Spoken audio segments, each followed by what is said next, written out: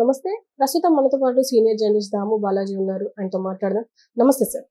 Sir ఇప్పుడు ప్రస్తుతం కేజ్రీవాల్ జైల్లో ఉన్నారు. ఆయనకి బెయిల్ వచ్చే తరుణంలో మళ్ళీ ఒక కేసు వేయబోతున్నారు, ఆయనకు బెయిల్ రాకుండా చేయబోతున్నారు అని చెప్పేసి అంటున్నారు. సో ఎలాంటి కేసు సార్? కేజ్రీవాల్కి సుప్రీంకోర్టు బెయిల్ ఇచ్చే అవకాశాలు ఎక్కువగా కనబడినాయి. అది ఆల్రెడీ మనం చెప్పుకున్నాం. ఎందుకంటే కేజ్రీవాల్ అరెస్టును తను అరెస్ట్ చేసిన పద్ధతిని టైమింగ్ని ప్రశ్నిస్తూ ఆయన సుప్రీంకోర్టుకి వెళ్ళాడు. ఆల్రెడీ కింది కోర్టు స్పెషల్ కోర్టుకి వెళ్ళాడు, రౌసవని కోర్టుకి, తర్వాత హైకోర్టుకి వెళ్ళాడు, తర్వాత సుప్రీంకోర్టుకి వెళ్ళాడు.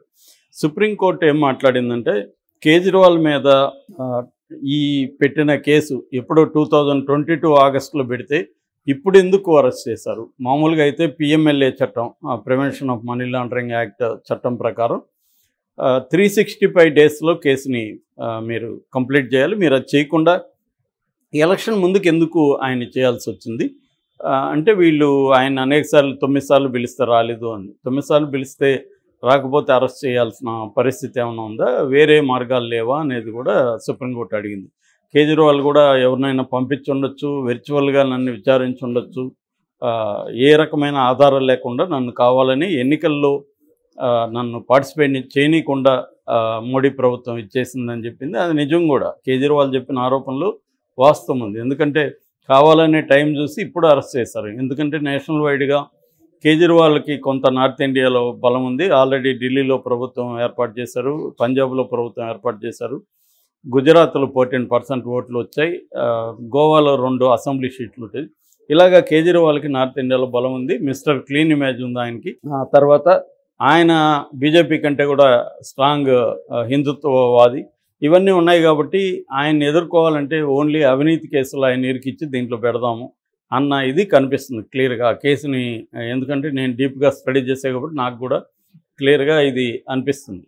సో అందుకని కవితను కూడా అరెస్ట్ చేయడం అన్నమాట. యాక్చువల్గా అదే కేసులో ఇన్వాల్వ్ అయిన శరత్ చంద్రారెడ్డి అప్రూవల్ మారాడు. ఆయన దగ్గర 55 కోట్లు ఎందుకు తీసుకున్నారు? మరి అతను కూడా ముద్దాయి కదా.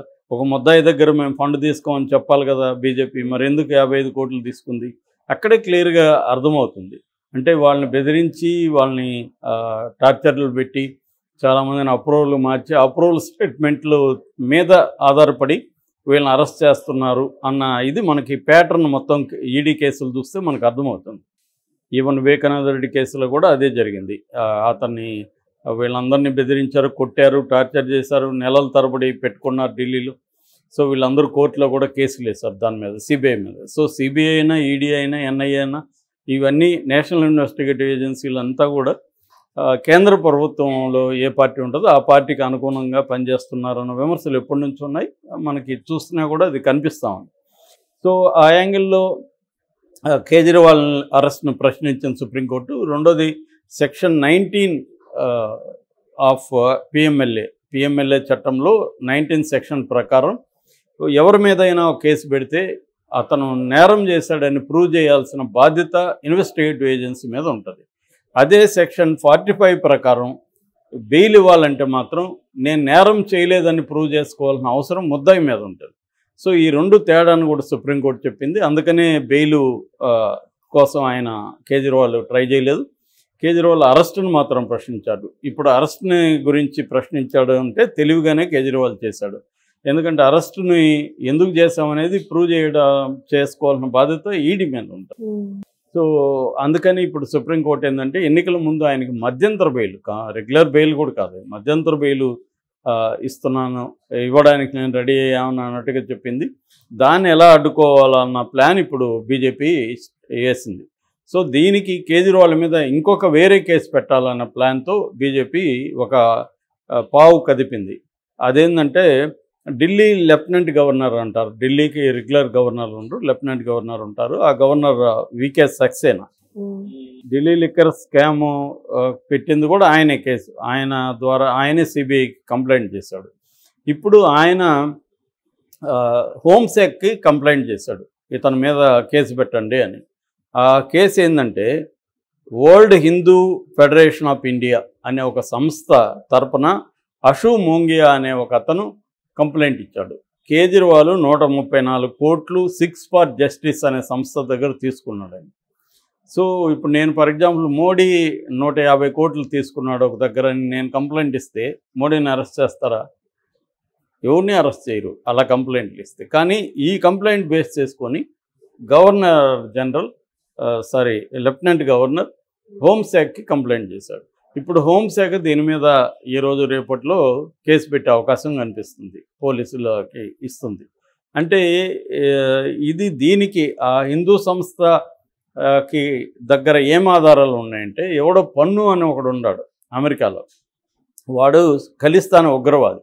యాక్చువల్గా పన్నుని పట్టుకోవడానికి కూడా ఇండియా ట్రై చేస్తుంది, ఇండియాకి వ్యతిరేకం అతను ఎప్పుడూ చెప్పాడని.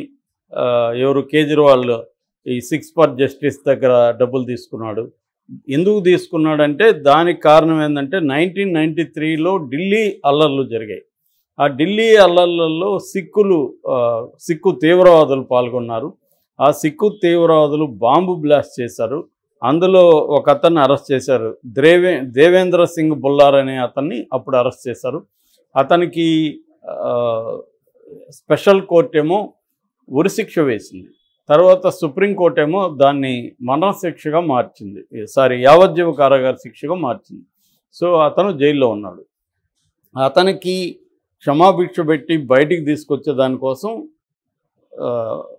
కేజ్రీవాల్ 134 కోట్లు తీసుకున్నట్టు ఈ పన్ను అనేవాడు ఆరోపించాడు అనమాట. గురు పత్వంత్ సింగ్ పన్ను అతని పేరు.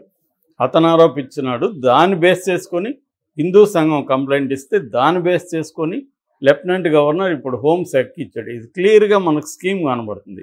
అంటే కేజ్రీవాల్ ఇన్ని రోజులు ఇది ఎప్పుడుదో కదా, ఇది ఇప్పుడుది కాదు ఈ కేసు. ఇది కూడా ఇప్పుడు 93లో అరెస్ట్ అయిన కేసు ఇది. ఇప్పుడు ఎందుకు చెప్తున్నారంటే ఈ కేసులో బెయిల్ ఇచ్చేస్తే అతను మళ్ళీ బయటకు వచ్చి చేస్తే మళ్ళీ ఇబ్బంది అవుతుంది.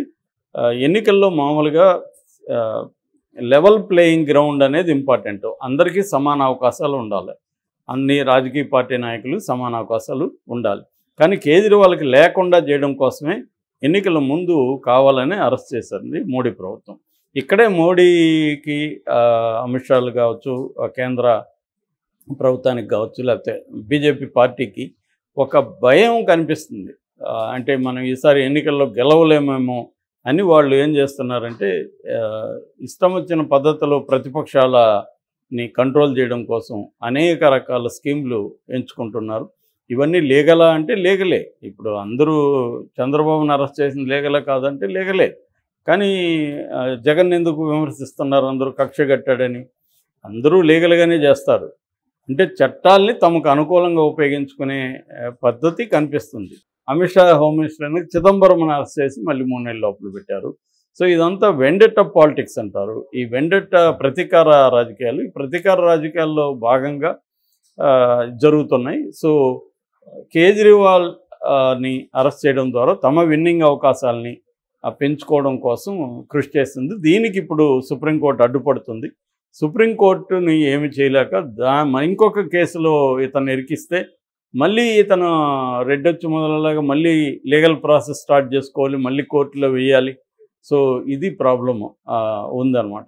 మరి ఇప్పుడు ఒకవేళ ఈ కేసులో ఏమైనా అరెస్ట్ చేస్తారంటే ముందస్తుగా సుప్రీంకోర్టుకి ఆ కేసులో నన్ను ఎలక్షన్ల వరకు అరెస్ట్ చేయొద్దని ఏమన్నా వెళ్తాడా కేజ్రీవాల్? వెళ్ళే పాసిబిలిటీ అయితే ఉంది. సో ఎందుకంటే పర్పస్ అది కదా, ఎన్నికల కోసం ఆయనకి లెవెల్ ప్లేయింగ్ గ్రౌండ్ ఉండాలని కదా బెయిల్ ఇస్తున్నారు. చంద్రబాబుకు కూడా అలాంటి బెయిలే ఇచ్చారు. అప్పుడు మధ్యంతర డిస్కషన్ జరిగినప్పుడు చంద్రబాబు కూడా ఒక పార్టీ అధ్యక్షుడిని జైల్లో పెట్టడం ద్వారా ఆ పార్టీ విన్నింగ్ అవకాశాలను దెబ్బతీయడం అవుతుందనేది ఇక్కడ హైకోర్టు జడ్జి కూడా వ్యాఖ్యానించారు. అదే పద్ధతిలో సుప్రీంకోర్టు కూడా ట్రై చేస్తుంది. మరి ఈ రెండో కేసులో ఈయన ఇరికిచ్చామన్న జైలుకి పంపగలరా లేదనేది మనం చూడాలి. Okay sir, thank you.